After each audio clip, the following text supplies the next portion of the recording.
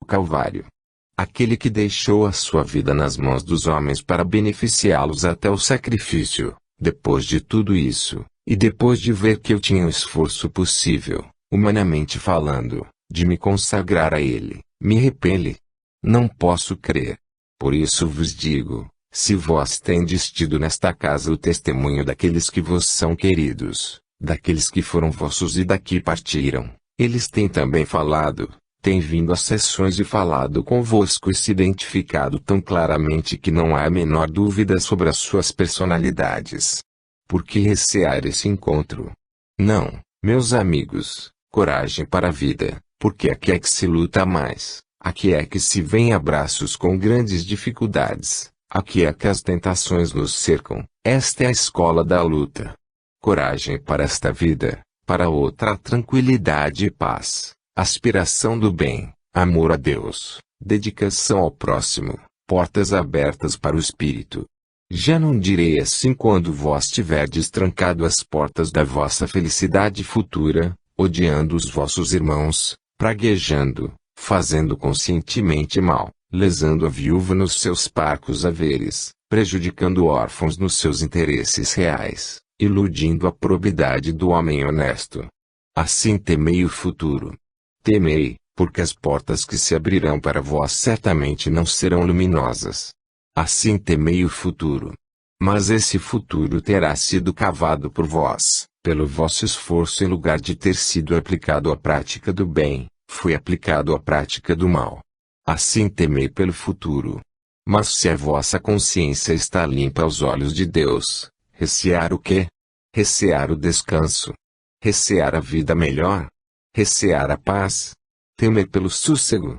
É irrisório, incompreensível, inconcebível.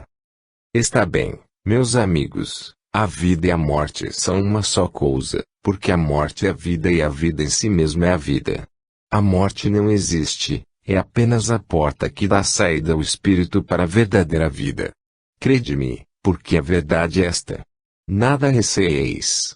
Vivei para o espírito dando à matéria os direitos que lhe competem, respeitando-a porque ela também é obra de Deus, porém dando a primazia, sempre, à entidade superior, que é o espírito. Deus vos encaminhe. Deus vos convença destas verdades e que vós sejais muitíssimo felizes com esse pensamento, para que o fruto que derdes nesta vida possa refletir-se sobre o vosso futuro, no além. Paz e luz vos desejo. Spinola. Os Jardins da Alma. Meus amigos e meus irmãos, eu vos saúdo em nome daquele que é todo paz, todo amor, todo felicidade, todo caridade. Venho falar-vos ainda algumas palavras, procurando beneficiar os vossos espíritos, solidificando-os na fé, na caridade, no verdadeiro amor cristão. Amar a Jesus, meus caros amigos, é o ideal de toda pessoa crente, é o desideratum a cumprir para todo aquele que se diz filho de Deus, desejoso de alcançar a felicidade suprema que Ele tem prometido a todos os crentes fiéis. Mas, meus amigos, reflitamos um pouco sobre a condição na Terra, neste mundo de provações e dores, mas também escola de experiência proveitosíssima. Cada criatura tem dentro de si um campo vasto que não pode ficar em absoluto sem cultivo. Nesse campo há necessidade de ser plantada a semente do bem, porque se esta semente não vem a tempo de germinar, vazio é que ele não fica, porque a semente do joio maldito tomará o lugar da semente boa que não foi plantada a tempo. Vós tendes na alma um verdadeiro jardim, um jardim em que pode ser plantada a semente odorífera do bem, onde pode ser plantada a árvore benéfica da caridade cristã, onde pode e deve ser plantada a piedade, a justiça, o amor. Esse campo, não sendo ocupado por essas sementes proveitosas, certamente será ocupado pela semente perniciosa do mal. Essa semente se chama egoísmo, inveja, orgulho, ambição, maledicência e muita coisa mais em que o homem é perito porque conhece a fundo a origem do mal. Cuidado, sobretudo, criaturas jovens e inexperientes na vida, cuidado com o vosso interior, Cuidado com esse jardim que cultivado será um verdadeiro Éden e tratado com desprezo, ou descaso será campo inútil, quando não prejudicial. Qual o lavrador experiente que, possuidor de terras férteis, não as cultivará para proveito seu e proveito do próximo? Qual a criatura experiente que deixará arruinar terras e terras sem cultivo, abandonadas pela incúria, desprezadas pela má vontade? Assim é comparável a criatura humana que não cultiva dentro do jardim da sua alma as primícias do amor e do bem. E vós, principiantes na vida, adolescentes que sois, e que começais a abrir os olhos para conhecer a estrada da vida, tomai cuidado convosco mesmo, zelai pela pureza dos vossos sentimentos, zelai pelo vicejar florido desse jardim da alma. Plantai-lhe rosas, violetas, flores perfumadas, lírios do vale, açucenas perfumosas, plantai-o de jasmins celestes para que as flores da alma possam resplandecer serenas e belas no jardim delicioso dos vossos corações de virgens. Não há perfume mais delicado e sutil do que seja o perfume de um coração virgem, de um coração que só conhece sentimentos belos, de um coração cuja brancura de arminho não foi manchada pelo impudor dos pensamentos maus. Não há lição mais bela do que a que oferece o templo virgem de um coração de jovem pronto para a sementeira do bem. Ao contrário disto, quão triste, quão vergonhoso, quão doloroso é perceber que a semente daninha do mal procura encontrar guarida no peito de uma criatura a quem Deus ama, por quem Jesus vela e a quem os guias se dedicam incondicionalmente.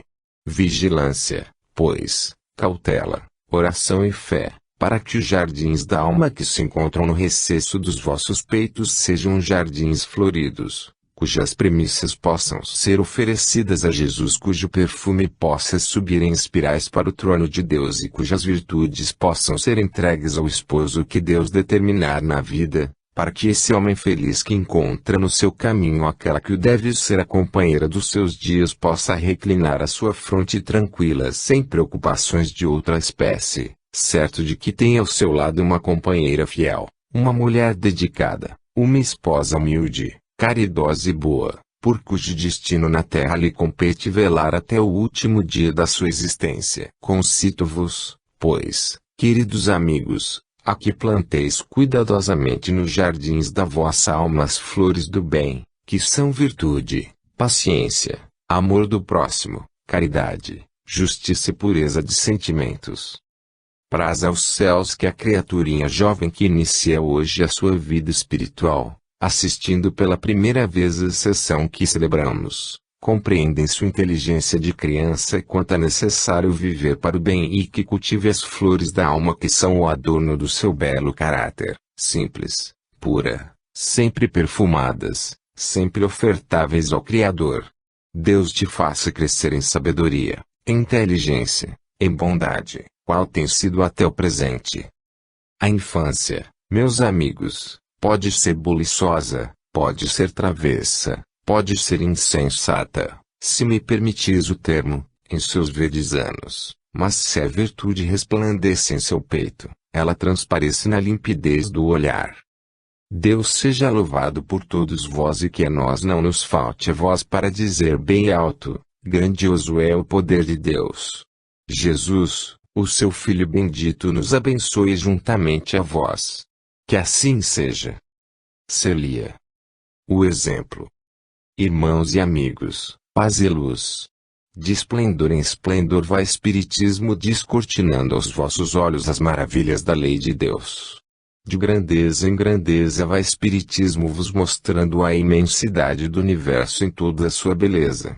As verdades eternas guardadas por Deus para serem reveladas aos homens.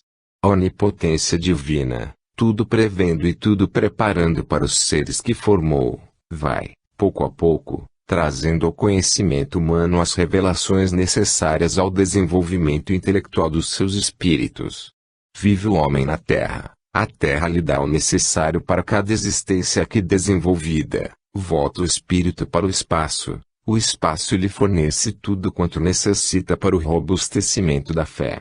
Não queira o homem terreno desprezar os elementos de que dispõe para o embelezamento da sua inteligência. A terra tem muito para lhe dar.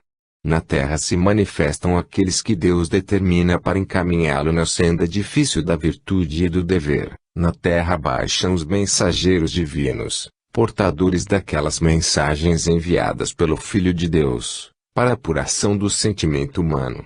O erro do homem está em que, apreciando, louvando, percebendo tudo quanto de belo se lhe traz do além, limita-se a compreender, a apreciar, mas a hora da execução dificilmente chega.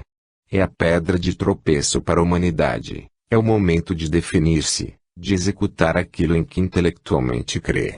Qual o crente espírita que depois de haver estudado convenientemente a doutrina que rege a sua fé, depois de ter assistido a demonstrações praticadas dessa mesma fé, não diz conscientemente, eu creio? Todos eles, ao partirem das assembleias espíritas onde um mensageiro divino se manifestou, entre si todos estão de acordo em que a exposição foi bela, a fidelidade do médium realmente admirável, a concepção dos argumentos fortíssima, mas essa apreciação limita-se à estrutura, à substância da comunicação. Tomar para si, verificar os pontos em que o seu caráter é falho e tomar o propósito firme de se corrigir naqueles pontos, bem poucos. Mas nós que não temos outro fito senão o progresso vosso, chamamos a vossa atenção para esses pontos. O amor de Deus em vossos corações só pode ser equiparado ao amor do próximo. Enquanto não compreenderdes essa verdade fundamental do cristianismo espírita, longe estareis de poderdes vos declarar espíritas. Espiritismo é profundo, espiritismo é insondável porque, tendo as suas raízes no infinito, a sua fonte, a sua origem nos arcanos eternos do além, torna-se por isso mesmo acessível ao homem e não penseis que erro afirmá-lo, torna-se acessível porque toda essa profundeza, toda essa longitude desce até vos, desce em intuições, se sois intuitivos, desce por mediunidade auditivas, falantes, escreventes, psicográficas e tantas outras. Espiritismo está ao alcance do homem e o homem gosta dele e o homem aprecia os seus ensinamentos e o homem propala que ele é belo e profundo. Resta apenas, meus amigos, a execução. A execução é o ponto culminante de todo esse amontoado de ideias que fervilham em vosso cérebro. Vós tendes planos realmente admiráveis, vós desejais defender essa doutrina, sim, tudo isto é verdade, mas enquanto vós procurais defendê-la pelas publicações, pela propaganda e esqueceis a principal fonte, a arma de propaganda, que é o exemplo que é tudo. Ponde-vos diante da coletividade humana como se vós fosseis realmente espiritismo personificado, que se possa dizer, ali vai um que é espírita. Conhece-se pelo falar, pelo dizer, pelo orar, pela caridade, pelo gesto, pela dedicação. É uma obra de sacrifício, paciência, mas é uma obra em que cada um é o artífice de si mesmo, em que cada um é colaborador do eterno. Na obra da cristianização humana, é uma obra em que a alma se sente ir para o Criador, é uma obra em que o caráter se edifica, mas se edifica sólida e definitivamente. Aproveitai a oportunidade, aproveitai-a, exercei as vossas faculdades, trabalhai juntos, coesos, pelo progresso desta casa. Não vos importeis com o que o mundo possa dizer, venha o vosso braço forte amparar a obra que é do além. Lembrando-vos de que espíritos que vos são afins e que vos olham do além aqui também têm o seu esforço, o seu valor, a sua fé. Paz conceda a Deus a todos os homens e quer a sua caridade infinita venha sobre todos vós, sarando as vossas dores, solidificando a vossa fé. Que assim seja por todos sempre. Max. Um apelo à pureza de sentimentos. Minhas amigas e meus irmãos. Da minha humildade eu vos desejo toda a paz, todo o sossego de espírito, todo o progresso para as vossas almas. Não venho a miúdo trazer para vós as minhas palavras fracas, destituídas de brilho, muito embora sinceras, partidas de um espírito amigo. Não venho porque vós não necessitais dos meus conselhos. Tendes suficiente intuição para recebê-los daqueles que vos podem auxiliar bem melhor, daqueles que vos podem trazer conselhos partidos da sua sabedoria, da sua longa experiência. Isso não obsta, porém, que eu vos tenha muito perto de mim, muito perto do meu amor e muito perto da minha dedicação. Este trabalho me é sumamente grato, me é muito agradável porque as crianças são criaturinhas que enchem a nossa vida de espíritos. Habituado a vê-las sempre nesta casa, tenho prazer em dirigir-lhes a palavra neste instante, não para instruí-las pelas razões que já acabei de expor, mas para dar-lhes um testemunho da minha solidariedade, da minha constância, do meu entranhado afeto por todas elas. Se o parentesco que une os espíritos fosse o mesmo que une as criaturas terrenas, talvez eu não tivesse que fazer aqui, porque entre as crianças nem sempre o sangue nos prende a elas. Entre as crianças o que existe é essa simpatia comum de afeições que é exatamente o que o espírito procura. Vede esta grande colmeia do bem, é certo que algumas delas são irmãs das outras, é certo que há um grupo de famílias, aqui ou ali, nesta casa, mas o certo é que, em sua maioria, até o momento de penetrarem neste ambiente não se conheciam. No entanto, o que se vê? A solidariedade verdadeiramente irmã, o amor dirigindo-lhes os atos, a união que permite torná-las coesas e fortes umas com as outras e, ao mesmo tempo, o espírito sincero de coração das mais velhas para com as menos experientes. Assim, não obstante deixarem de ser ligadas pelos laços consanguíneos, o são por laços bem mais fortes, os laços espirituais. E quem vos diz a vós e quem me diz a mim que entre elas não existe espíritos chegados ao meu espírito? Espíritos tão proximamente ligados a mim que pudéssemos ter vida comum em existências anteriores? Quem nos diz? É possível que assim seja. O fato é que ao meu espírito é muitíssimo grato o progresso, o adiantamento das meninas que aqui se encontram.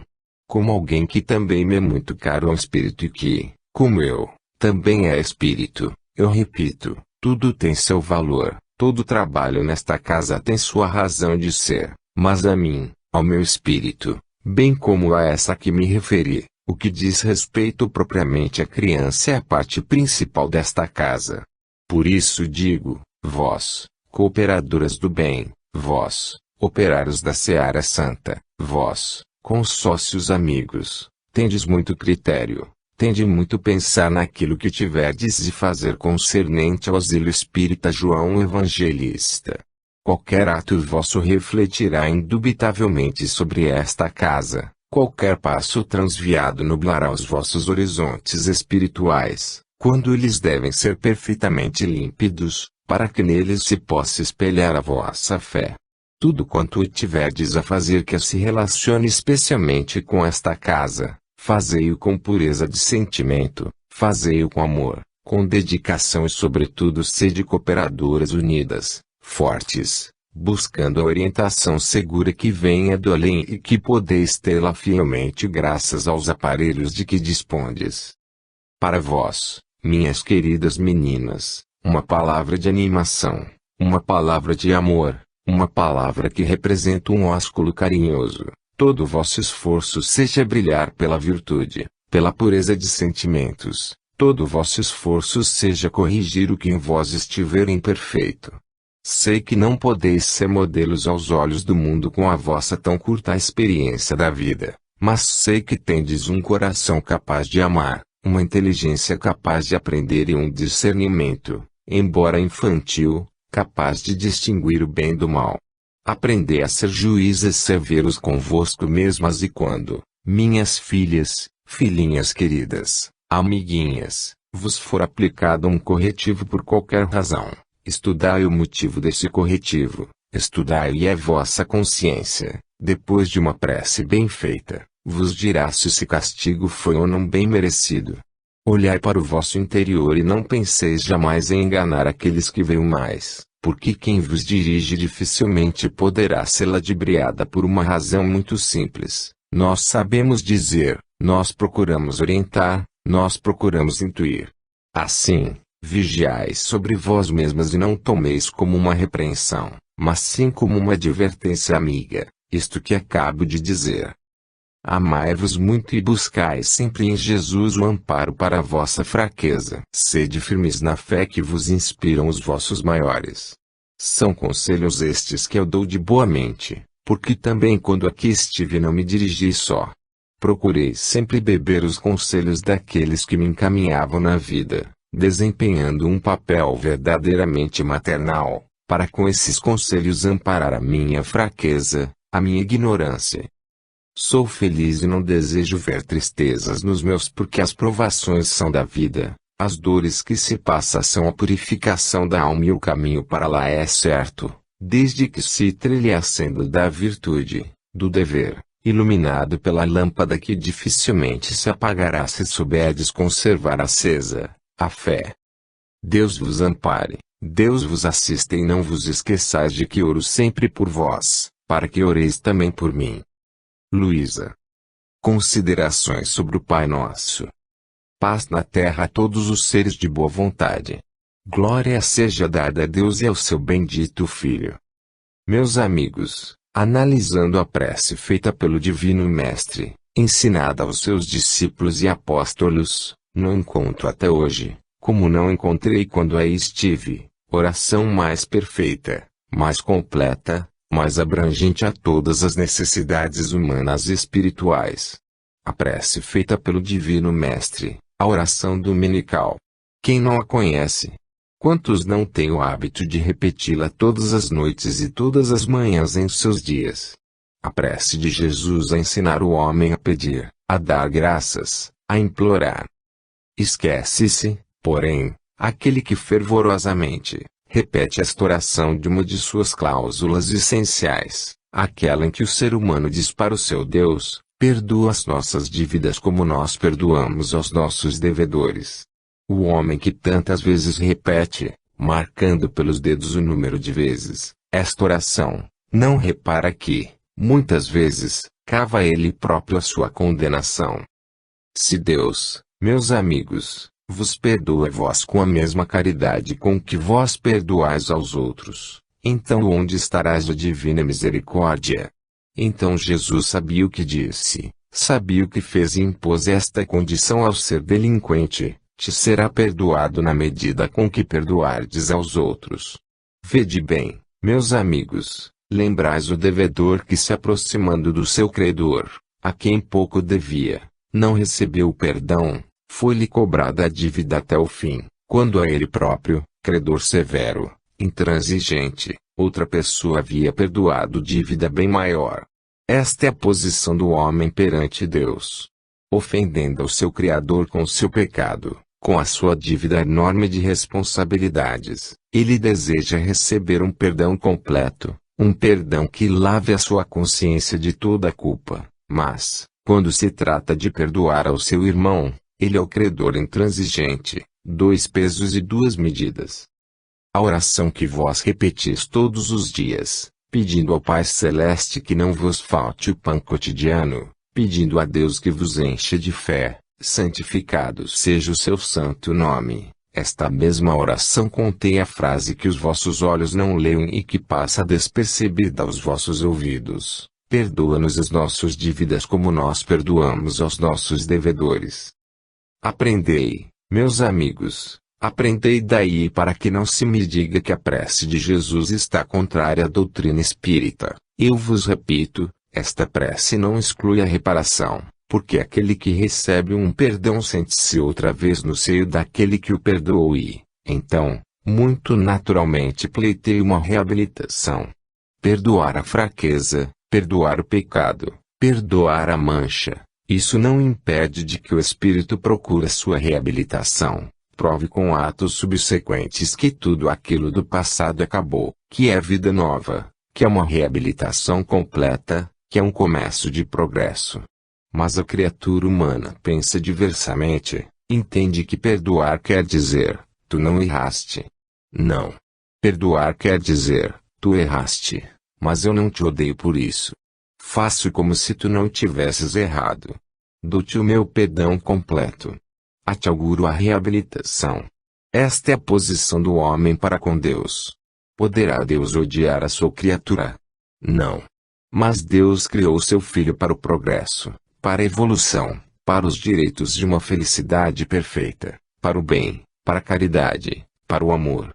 Desde que o seu filho transvia, que vai pela porta da descrença ao ódio, do ódio à vingança, da vingança ao abandono e finalmente à indiferença, esse filho errou e para que recebe o perdão de seu pai, necessário que ele, por sua vez, perdoe também a quantos tenham procedido com ele de igual maneira. Deus o aceita novamente porque nunca o repeliu, mas ele em si sente a necessidade de reabilitar-se perante o seu Deus. Esta é a posição do homem para com outro homem.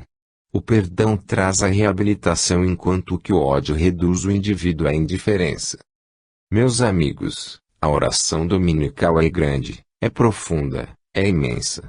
Contém ensinamentos elevadíssimos de uma ciência que só mesmo o Divino Mestre poderia conceber. Ela é o produto do amor divino do Criador para com a sua criatura, ela é a síntese da graça de Deus, ela é o resumo do sacrifício do Cristo. Refleti e meditai sobre a oração dominical e procurai em todos os seus textos, em todas as frases onde não se perde uma só palavra, procurai compreender e extrair da letra o Espírito que vivifica. Perdoa-nos as nossas dívidas como nós perdoamos aos nossos devedores. Senhor, que assim seja para o bem da humanidade. Que assim seja para o progresso dos espíritos. Deus seja convosco. João de Freitas. Pela liberdade do Espírito. Irmãos amados e meus amigos, paz de Deus entre todos vós. Comunhão de pensamentos, concórdia, graça e felicidade. Não há predicado, não há faculdade que o homem mais aprecie o espírito igualmente do que a sua liberdade. A liberdade deu Deus ao homem para que ele possa compreender que é um ser autônomo, dono de si mesmo, pensador capaz de exercitar a sua vontade sem que nisso possa ser tolhido por elemento contrário. A liberdade é um dom concedido por Deus ao espírito, no corpo ou fora dele, e todo ser consciente, homem ou mulher, ama a sua liberdade. Pela liberdade se bateram idealistas, bravos soldados do bem, pugnando pelos seus direitos incontestáveis, heróicos batalhadores desse ideal, muito embora sucumbindo na peleja cruenta, venceram pelo ardor da sua fé. A liberdade. Ninguém quer ser cativo, ninguém quer subordinar a sua consciência, a sua vontade livre ao jugo preponderante de uma força contrária. Ninguém quer ser subserviente a uma vontade terrena oposta à sua. Qualquer criatura digna não se peja de mudar de opinião e ceder à evidência da verdade, à evidência dos fatos, mas aquilo que se impõe brutalmente pela força de uma vontade tirana, o espírito livre naturalmente repele. Quando os paladinos da liberdade se levantaram pugnando pela libertação do escravo, foi uma época em que a inteligência, em voos altíssimos, a palavra em dons de oratória, o coração em sentimento fecundo, trabalharam de acordo para resolver o grande problema, e a escravidão foi vencida. Não há no território brasileiro um escravo.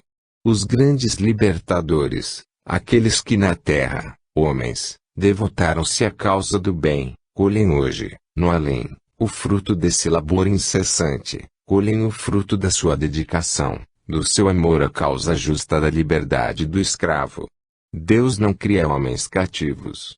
Deus cria espíritos livres para o amor, para a verdade, para a justiça, para o trabalho. Aqui vem essa preleção sobre liberdade. Aqui vem esse discurso sobre um tema tão conhecido pelo homem, tão explanado por oradores humanos. É questão liquidada, não há um escravo no Brasil. Para que essa propaganda em favor da liberdade? Lá chegaremos. É para vos fazer sentir o que há de contradizente no próprio homem. Ele, o batalhador incansável da liberdade corporal do indivíduo, escraviza o dom mais belo do seu espírito. O homem que não sabe se libertar a si próprio das peias do pecado, dos laços do espírito da treva, do lodaçal do vício, é mais infeliz do que o mísero escravo preso à corrente pelo pé.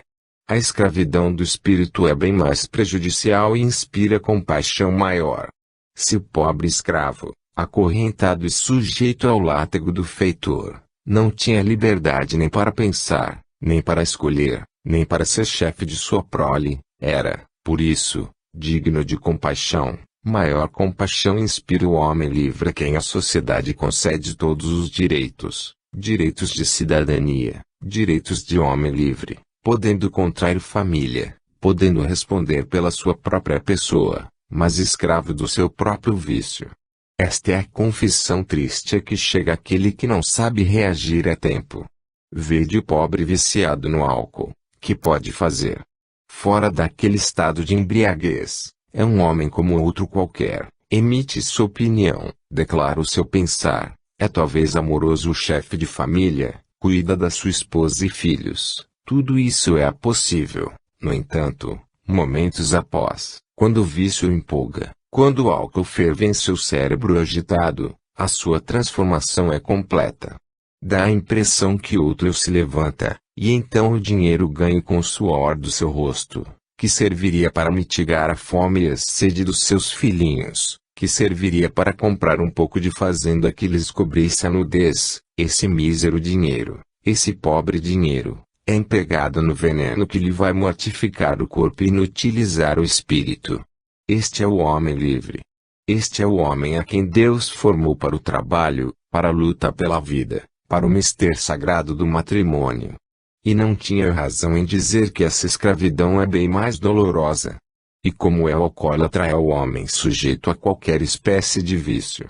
O vício subjuga o indivíduo, o vício não deixa reagir, e o homem que é livre para os outros homens é cativo para si mesmo. Quando ele obedece ao chamado do vício, ele apenas obedece à sua vontade, direis, mas não é assim. Quem ordena, quem manda, quem domina, quem subjuga, é o vício. E esse homem não é um livre. Esse homem é um cativo. Entregou os pulsos a algemas poderosas que não pode romper. Entregou a consciência ao pecado que a macula. Entregou a inteligência aos planos tenebrosos da treva que não a deixam rutilar. Entregou o coração à perdição porque não soube conservar dentro deles os afetos nobres para que foi criado. Assim compreendereis porque exaltei a liberdade, mas eu não exaltei só a liberdade do homem. Eu exaltei ao livre. Eu prego o combate pela liberdade do espírito dono de si mesmo, capaz de dirigir o homem, o espírito diretor de sua vontade e não subjugado pelo mal, o espírito que raciocina, que reage, que luta, que combate e vence.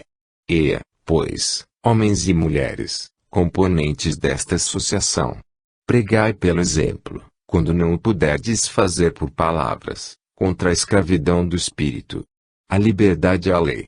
Deus vos criou livres para o bem, abaixo a tirania do mal. Guerra incessante ao vício, porque o vício deprime caracteres, o vício embota a inteligência, o vício sacrifica corações e a primeira vítima é o próprio viciado. Isto para não falar nas famílias, nas dores ocultas, nos corações maternos cruciados, embora aparentando um sorriso de felicidade que está nublada pela amargura do pensamento, isto para não falar nas esposas desoladas, que viam contar os minutos da noite e não somente as horas à espera dos que se vão e só voltam dias depois, isto para não falar na infância abandonada pelo seu chefe, pelo principal protetor. Guerra, pois ao vício.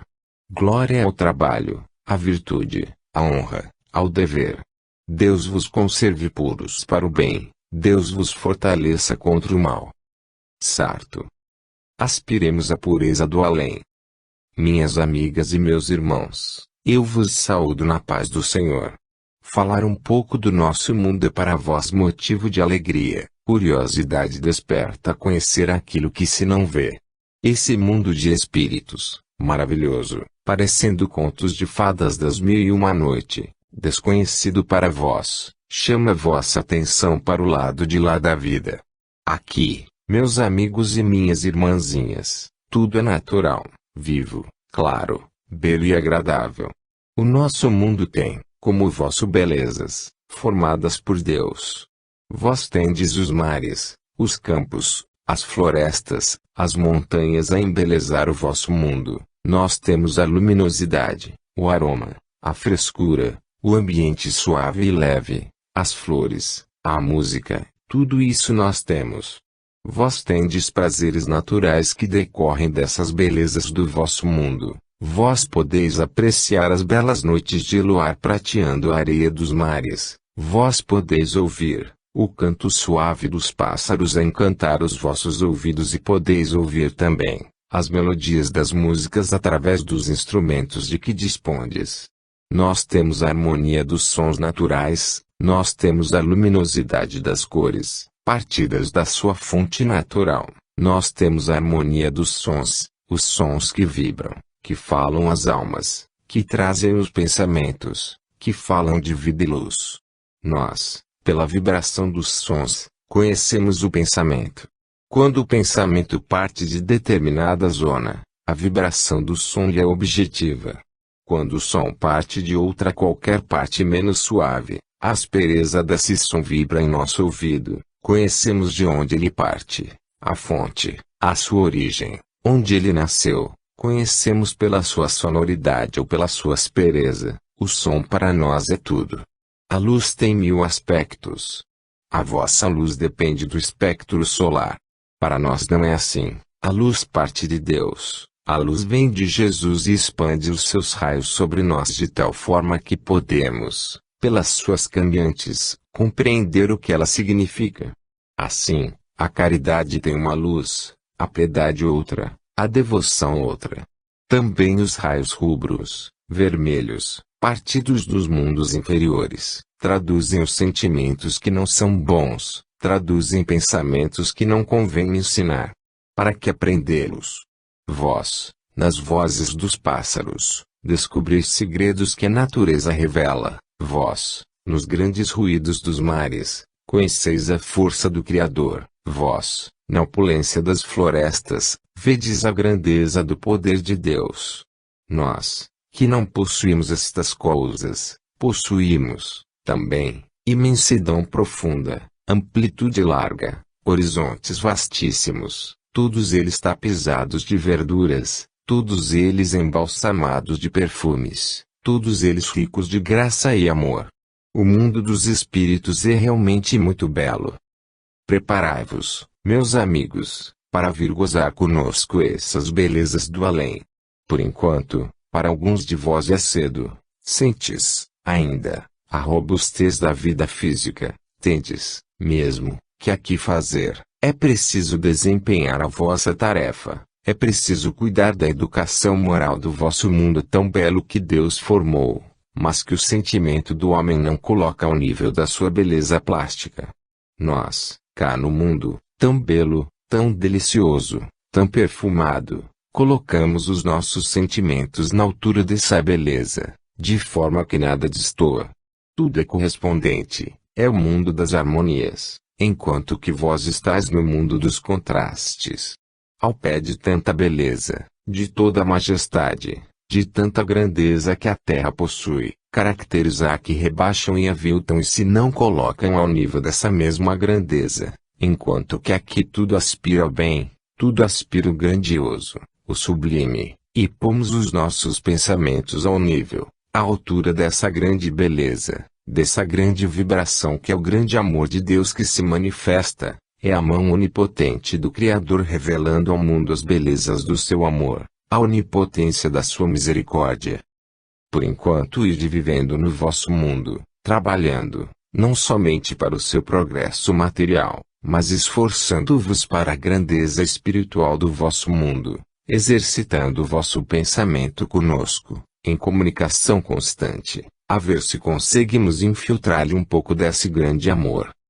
Deus vos concebe na linha da justiça e do dever, no cumprimento da honra e da dignidade, e Deus põe o vosso nível espiritual ao nível da grandeza do planeta que habitais, com toda a sua formosura, com toda a sua pujança, com todo o seu valor. Sede, não como os répteis, que também rastejam nesse grande mundo, mas como os condores que voam além dos píncaros das montanhas. Sede limpos e puros como as aves implumes, e não sejais como os animais que também pertencem à terra, mas que procuram nela exatamente o que é mais baixo, o que é mais grosseiro, o que é mais vil. As aves tendem, sempre, para cima, os répteis tendem, sempre, para o solo. Sede aves e não sejais répteis. Paz do Senhor convosco fique e que Deus vos guarde de pensar mal. Celia. Uma explicação necessária. Amados irmãos, graça e paz da parte do Senhor Jesus. Os nossos espíritos ouvem, recebem e aceitam as vibrações partidas dos vossos espíritos. Tudo quanto a alma sincera envia para o além é recebido com apreço, com amor. Ouvimos a vossa intenção manifestada na palavra da prece. Percebemos os vossos desejos trazidos pela oração, e, quando um pensamento discordante sai fora do conjunto dessas vibrações, nós percebemos essa nota desafinada. Quando esse conjunto é harmônico, perfeito, não discrepando um só pensamento do seu real objetivo, essa prece encontra guarida no além e nós, pressurosos, a levamos aos pés do Divino Mestre. Pedi e dar-se-vos-á, é a palavra de Jesus. Deveis, portanto, pedir. A ele compete a distribuição das bênçãos. E qual é o nosso papel? Portadores que somos das vossas vibrações para o eterno?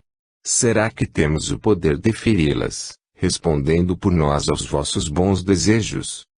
Meus amigos, a influência do Espírito deve ser esclarecida em vosso meio para que se não faça injustiça de supor que o Espírito tem poderes absolutos para agir. O nosso papel, como intermediários entre o homem e o além, é o de fiéis receptores dos vossos pedidos e portadores céleres para aquele que os pode resolver. Podemos, é certo, aconselhar-vos, lançando mão das intuições que, muitas vezes, justiça faço, são bem recebidas por vós. Podemos encaminhar-vos, respondendo aos questionários que nos fazeis. Podemos, assistindo aos enfermos, ministrar-lhes os passes, transmitir-lhes os fluidos que lhes farão bem. Podemos aliviá-los nas suas grandes dores, dores do corpo, bem como aflições morais. Deus nos permite que, portadores dos fluidos da paz, os lancemos nos corações dos que pedem. Mas em tudo isso, compreendei, o nosso papel é sempre papel de transmissor. Quem quer que sejamos somos transmissores daquilo que só um pode dar. Esperar que um espírito, pelo bem-querer que tem a vós todos, possa modificar o curso da vossa prova, livrando-vos dela, não é pensar bem. O que está em nosso poder, o que está concedido por Deus é que possamos encorajar, possamos animar o sofredor, incutir-lhe a resignação que lhe falta, intuí-lo para que possa penetrar no além, ciente de que para lá vai, mas desviar o curso das suas provas, não temos o direito nem o poder de o fazer. A lei é esta: pelo sofrimento, pelo cadinho da prova, o espírito se reabilita. Quem ousará, pois, afastar um meio único da reabilitação? Seríeis vós capazes de retirar a tábua de salvação ao náufrago? Assim, nós não seremos capazes de retirar a prova, porque fazendo-o prejudicaríamos o espírito. Meus amigos, a doutrina espírita traz a verdade ao homem, verdade sem mistificação, verdade que se baseia em promessa exata, em promessa que não falha, porque é promessa que vem de Deus. O dom da onisciência pertence ao Criador. De antemão ele sabe o que vai suceder porque conhece a natureza do homem, conhece a evolução do espírito, sabe qual é a têmpera do bom aço e qual é aquele que ainda não está na condição de receber os embates da prova e permanecer de pé. O que nós desejamos, o que nós pedimos e suplicamos todos os dias é que vós sejais como os rochedos firmes no mar, nos quais a onda bate. Ela se arrebenta, mas ele permanece de pé. Nos queremos que vós sejais como tal, rochedo firme, pronto a suportar o bater das ondas por todos os lados, e essas ondas representarão a prova.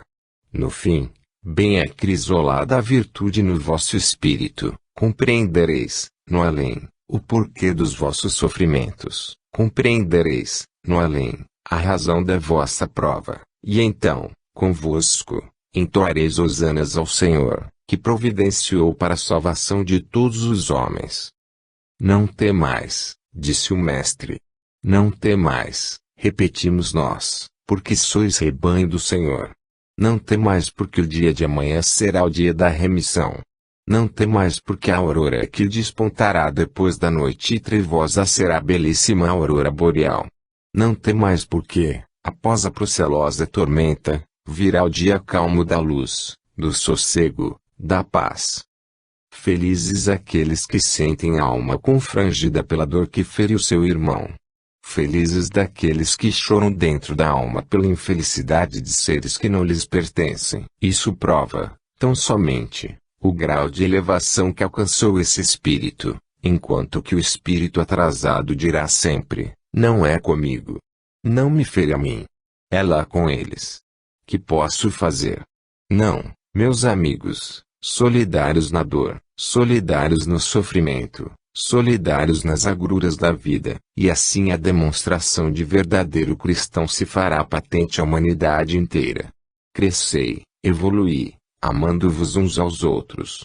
Os laços de família a que tanta importância dão os homens na terra, os laços que nos prendam uns aos outros e que pensam, talvez, esquecidos por nós, são laços materiais. Mesmo assim não são esquecidos. Isto, porém, de maneira alguma significa que não possam amar, também, aqueles que, na terra, não foram nossos pais, não foram nossos irmãos, não foram nossos esposos, não foram nossos filhos.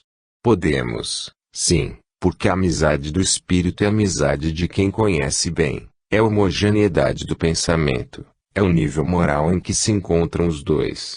É por isso que, muitas vezes, amamos alguém a quem nunca conhecemos na vida presente com tanto ardor, com tanto entusiasmo, com tanta dedicação, muito embora o sangue não nos tenha corrido igual pelas mesmas veias, mas o espírito é afim, é nosso, vibra como nós, sente como nós e, assim, temos o dever de ser gêmeos com ele. Podeis afirmar que não me esqueci dos meus, isso não prova, porém, que não possa amar a muitos mais. Paz bendita do Senhor Jesus fique com todos vós. Isaura. Sobre identificação dos comunicantes. Meus amigos, minhas irmãs, Deus vos salve e vos guarde em sua paz. Que prazer eu sinto na minha alma, que alegria se apossa de mim, quando reconheço que vós, como amigos, e os meus, como mais queridos de perto, reconhecem que vivo. Sabem que continuo, como sempre, a amá-los, que os trago perto de mim pelo pensamento, que posso ouvir os seus chamados, as suas invocações mentais e que, muitas vezes, quando pela calada da noite meditam sobre as coisas concernentes esta casa, eu escuto esse pensamento e, muitas vezes, nele me miscuo, para ver se consigo, também, intuir. Que prazer eu sinto em reconhecer que ninguém duvida de mim, que agora mesmo, neste instante em que começo a falar, interpelados os meus sobre quem sou, diriam sem hesitar. Meus amigos, a existência do espírito é um prazer, mas às vezes para nós outros é uma inquietação. Porque sentir-se vivo, sentir-se consciente, vendo, ouvindo e apreciando tudo quanto se passa, procurando fazer e sentir que realmente assim é, procurar demonstrar por toda maneira ao seu alcance que se é vivo, que se escuta, que se está ali, e essa demonstração não ser aceita, causa um mal-estar indefinível. Eu, mercê de Deus, não passei muito por essa inquietação, mas sou testemunha da de outros. Há alguém que vive no espaço, bem perto de nós que tem feito o possível para demonstrar aos seus a sua existência, tem se aproximado como pode. Todo sinal que um espírito pode dar para chamar a atenção sobre si, esse espírito tem feito. Ultimamente deu uma pequena comunicação, não aqui, mas em outro lugar. Deu a sua comunicação como pode porque dispunha de um aparelho insuficiente. Vós sabeis que os aparelhos que possam assimilar o espírito também são raros, mas, Enfim, cada um dá o seu recado como pode, e ele foi procurar dizer alguma coisa. Resultado: ninguém acreditou. Ele voltou tão desolado, voltou tão triste para nós e nós lhe dissemos: paciência, meu amigo, não é assim. Insiste. Vai a outro centro. Procura dizer alguma coisa. Quem sabe? Dá um sinal. Fala o nome de alguém que só eles conheçam. Dá um sinal qualquer, evidente. Não sei se ele conseguirá. Eu nesse ponto fui de uma felicidade rara. Desde o momento em que nesta casa procurei fazer sentir que vivo, que sinto, tive a graça de Deus de ver que se ia modificando, paulatinamente, todos os dias, o modo de ser dos que eram tristes. Essa tristeza foi, pouco a pouco, desaparecendo e, quanto mais ela desaparecia, mais o meu espírito se enchia de alegria, porque quero que todos se lembrem de mim, quero que me amem como sempre, mas quero que não pensem em mim como coisa morta.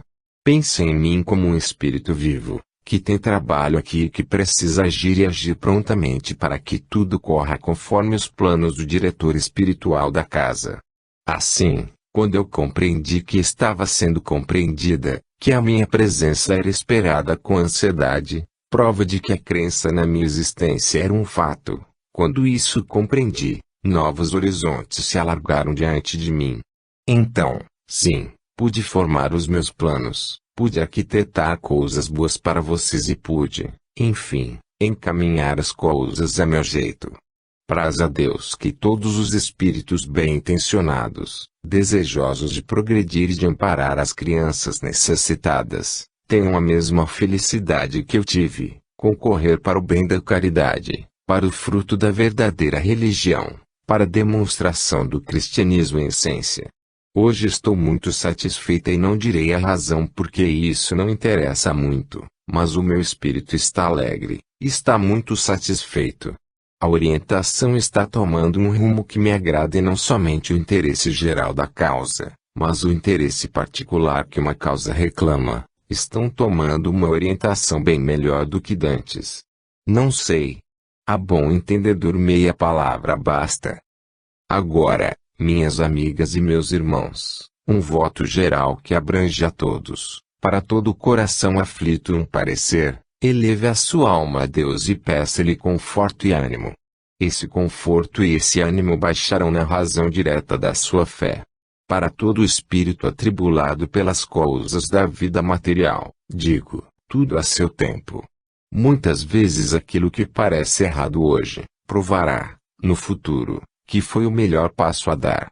Muita coisa que parece desconcertada agora e que produz um certo desequilíbrio, é feita para o bem.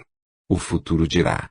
Para as crianças um voto de paz, que estudem, que se apliquem e que tenham bastante cuidado na fiscalização dos seus próprios pensamentos. Quem pensa bem age bem. Não deixes que pensamentos maus penetrem as vossas cabecinhas de crianças, porque com pensamento mau vem a execução e essa execução não pode ser boa porque é filha do pensamento mau. Pensamento puro, coração direito. Obediência com amor, é o meu desejo.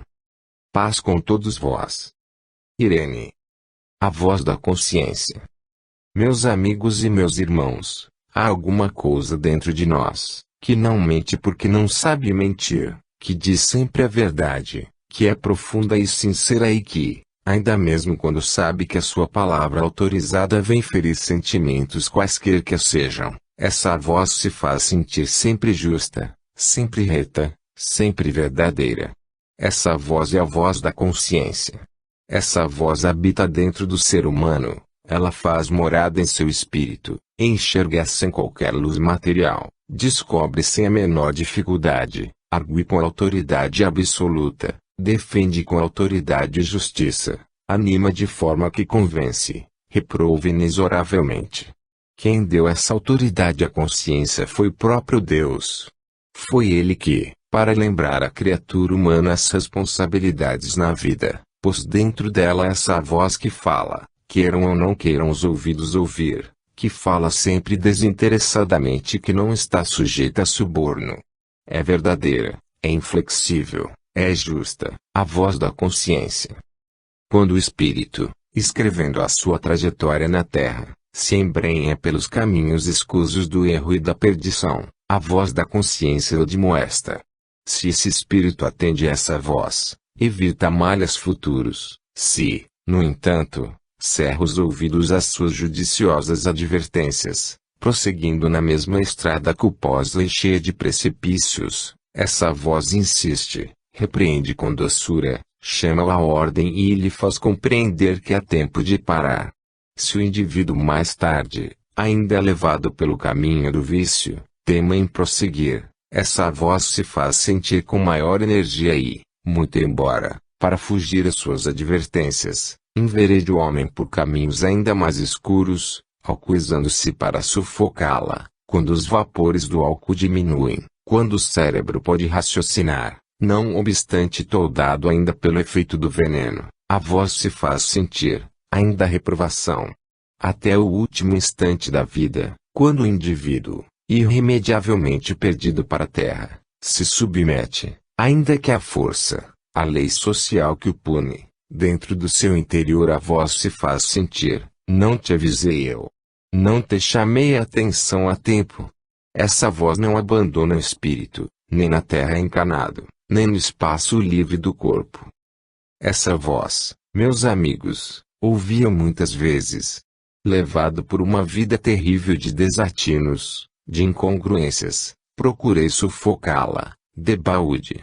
Ela se fazia sentir e, mais tarde, quando resolvido ouvi-la dei as costas ao pecado e voltei-me para o caminho do bem, trazia dentro de mim a mágoa profunda de não havê-la atendido mais cedo. Por isso falo, digo, aviso a todos quantos se encontram presentes, se por acaso o vosso pé resvala e a consciência vos adverte, ouvi-a. Não cerreis os ouvidos, porque fazendo-o prejudicai-vos enormemente. Meus amigos, a atração espiritual é um fato. Para que no meio de páginas luminosas de inspiração doutrinárias, de filosofia elevada, de altruísmo, preconizado por vozes competentíssimas, se fez mister que a minha voz, fraca, humilde, desautorizada, se fizesse ouvir. Aqui estou para dizer-vos, não sou um mestre. Sou o que fui dantes, um estudioso, um desejoso de servir a causa espírita. Despindo-me do meu pecado, suportei a cruz que me espera no futuro. Aceito religiosamente a prova que o meu Senhor me impõe, porque essa prova é justa, é verdadeira e o meu espírito fraco suspira por ela. Vós não podeis saber o que a consciência há a grilhoar-nos quando ela tem motivo para isso. Vós, que, talvez, tenhais evolução mais adiantada do que a minha. A minha consciência me brada, és um converso ao espiritismo, mas és um pecador a redimir culpas, e eu respondo, eis-me aqui. Faça-se em mim a vontade de Deus.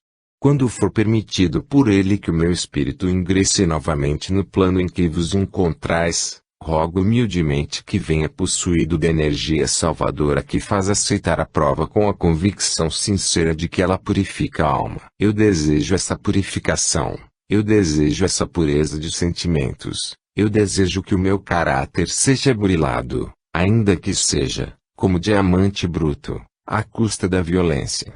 Eu desejo transformar o coração que me bateu dentro do peito como se for um leão indômito. Eu desejo que ele se transforme em pomba mansa ou em cordeiro sem culpa. Eu desejo sufocar os ímpetos tremendos da minha alma, para torná-la macia como arminho. Eu desejo transformar todo o ódio que me incendiou em amor pelos pecadores, pelos sofredores, pela caridade, e é por isso, porque me sinto ainda um fraco, quer na palavra, quer na ação, que mais cedo não ingressei em vosso meio. Hoje o faço, amparado pelo vosso pensamento caridoso. Hoje o faço, pedindo que oreis muito por mim, porque, embora fraco, orarei também por vós, desejando o progresso do vosso espírito, desejando a evolução, o adiantamento desta causa santíssima, que todos defendemos, e rogando a Deus para que as suas bênçãos celestiais recaiam sobre os inocentes que aspiram paz, caridade e amor. Com liberalidade, meus amigos, continuai a vossa obra. Com amor, com caridade, com abnegação, com humanidade, atendendo aos reclamos da consciência que sempre nos diz: faze o bem, não olhes a quem. Fazendo por estas, vós estáis fazendo por vós mesmos, porque Deus paga por 100. Que a benção protetora do Senhor não me abandone e caia sobre vós, com